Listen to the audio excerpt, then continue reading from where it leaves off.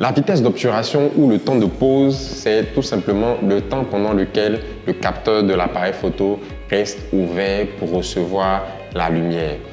On en a parlé dans la précédente vidéo sur l'exposition. La vitesse d'obturation se mesure en secondes ou en fractions de secondes. Donc vous allez voir certainement dans vos boîtiers, sur vos boîtiers, 1 sur 100, 1 sur 200, etc. C'est le symbole de la vitesse d'obturation. Et cet élément est fondamental pour apprendre la photographie parce qu'il fait partie du triangle de l'exposition. Le triangle de l'exposition, c'est tout simplement les 3 facteurs principaux dans votre appareil photo qui vous permettra de régler la quantité de lumière que celui-ci recevra.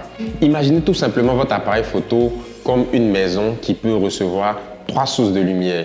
La première source sera la porte d'entrée, la deuxième sera une fenêtre et la troisième sera l'éclairage de la lampe à l'intérieur. Alors le triangle de l'exposition fonctionne comme cela.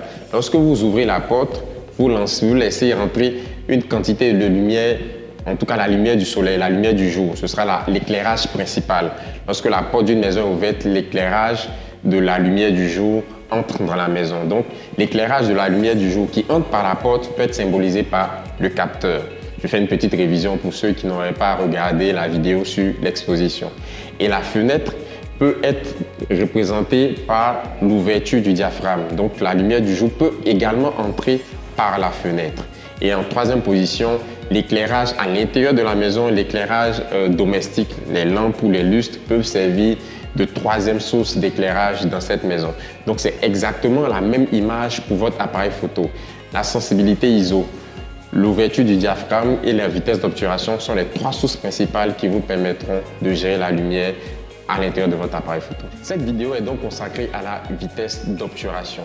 La vitesse d'obturation est importante parce qu'elle vous permet de maîtriser le mouvement que vous allez capturer sur votre photo. Il y a différents types de mouvements que l'on peut observer en tant que photographe sur une image. Il y a ce qu'on appelle le flou de mouvement. Donc, j'essaie de retranscrire le mouvement d'un sujet au travers de mon image. Donc, le sujet est légèrement flou et cela suggère qu'il est en mouvement. Il y a ce qu'on appelle aussi le flou de bouger. Celui-là, il est tout à fait à éviter parce que c'est le flou. C'est un flou involontaire, si vous voulez, qui dépend d'une mauvaise manipulation du photographe, soit d'un tremblement pendant qu'il prenait la photo ou tout autre événement parasite qui pourrait faire bouger l'appareil au moment de la prise de vue. Pour éviter le flou de bouger, il faut bien tenir son appareil, soit le mettre sur un trépied ou aussi profiter de la stabilisation de son objectif. Mais concernant la bonne tenue de son appareil, vous pouvez revoir la vidéo sur 3 astuces pour débuter en photographie. Maîtriser la vitesse d'obturation nous permettra de nous amuser avec les mouvements que nous pouvons rencontrer sur notre image. Comment agir alors sur la vitesse d'obturation? Il y a 2 manières possibles d'agir sur la vitesse d'obturation. La première, c'est de passer en mode manuel, si cela fait partie des réglages de votre appareil photo. Et la deuxième, c'est de passer soit en mode priorité vitesse avec les différents symboles. Donc le mode M pour le mode manuel et le mode S ou le mode TV pour le mode priorité vitesse. Ce qu'il faut savoir, c'est que lorsque la vitesse d'obturation est lente, plus il y aura la sensation de bouger, plus il y aura la sensation de flou sur votre image. Et plus la vitesse d'obturation est rapide, donc élevée, plus l'image va sembler nette et le mouvement figé. Mais on voit ça tout de suite dans un exemple concret. Nous voici donc pour notre test pratique. Nous allons voir exactement comment est-ce que la vitesse d'obturation influence l'effet de bouger ou de netteté sur l'image. Et pour cela, j'ai utilisé tout simplement un ventilateur. Les hélices sont pour l'instant à l'arrêt puisque le ventilateur n'est pas en marche, mais lorsqu'on le mettra en marche, vous allez voir tout de suite que nous ne pourrons plus distinguer les hélices à cause de la vitesse de rotation de celle-ci. Ma première photo, bien que le ventilateur sera en train de tourner, sera en marche, en prenant ma photo, je vais augmenter ma vitesse de sorte à ce qu'on ne puisse pas sentir cet effet de mouvement. Donc, je vais figer le mouvement. Et la deuxième photo, je vais prendre une vitesse d'obturation différente qui va me permettre de donner l'impression au regard de mon image que le ventilateur est bel et bien en marche. Donc, regardez bien. Le ventilateur est en marche et comme vous voyez, les hélices tournent assez rapidement. Donc, mon exercice va consister à prendre une photo qui va donner l'impression que le ventilateur n'est pas en marche, bien vrai qu'il est en train de tourner. Donc je vais tout simplement augmenter ma vitesse d'obturation qui va me permettre de figer ainsi le mouvement.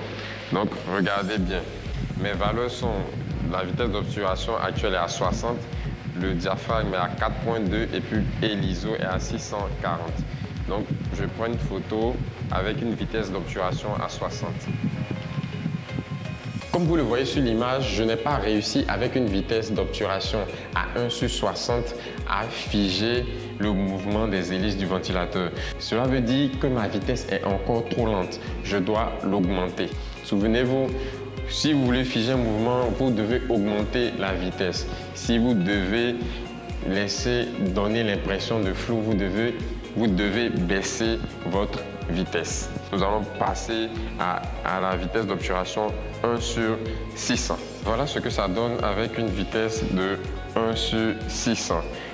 Notre image est tout à fait sombre, pratiquement complètement sombre, mais on ne sent plus le mouvement des hélices. On a réussi à figer complètement notre sujet. Voilà pour le petit exemple. J'espère qu'il vous a permis de mieux comprendre la vitesse d'obturation. Donc, vous avez remarqué que l'augmentation de la vitesse a influencé la qualité de la lumière. Pour compenser cela, il faut simplement jouer avec les deux autres facteurs du triangle de l'exposition, la sensibilité ISO ou l'ouverture du diaphragme. Et donc, je vais vous donner comme petit exercice d'essayer ce petit exemple à la maison. Si vous avez un appareil photo, vous pouvez vous entraîner sur votre ventilateur ou sur tout autre objet en mouvement. Il faut juste du mouvement pour que vous puissiez essayer de comprendre la vitesse d'obturation. N'hésitez pas à me mettre en commentaire les images de vos différents exercices pour ceux ou celles qui le feront. Également, n'hésitez pas à me poser des questions, je me ferai un plaisir d'y répondre dans les commentaires en description. Restez jusqu'à la fin de cette vidéo et vous verrez ce qu'on peut faire avec la vitesse d'obturation de manière créative et de manière esthétique. C'était Melki Abakar et si vous avez aimé cette vidéo, n'hésitez pas à laisser un pouce bleu, à liker, à partager, c'est toujours encourageant. Et on se retrouve pour une autre vidéo bientôt sur Sky Studio Photographie. En attendant, prenez soin de vous et faites des photos. Pour vous remercier d'être resté jusqu'à la fin de la vidéo, un petit exercice pour s'amuser avec la vitesse d'obturation. C'est ce qu'on appelle le light painting. Si vous voulez que je fasse une vidéo tuto dessus, n'hésitez pas à l'écrire aussi en commentaire. Alors pour ça, c'est parti. J'ai ma petite lumière et vous allez voir ce que ça donne. Et donc je fais juste simplement ce petit mouvement avec la lumière. Vous allez voir en s'amusant avec la vitesse d'obturation. Ça nous fait un petit dessin sympa.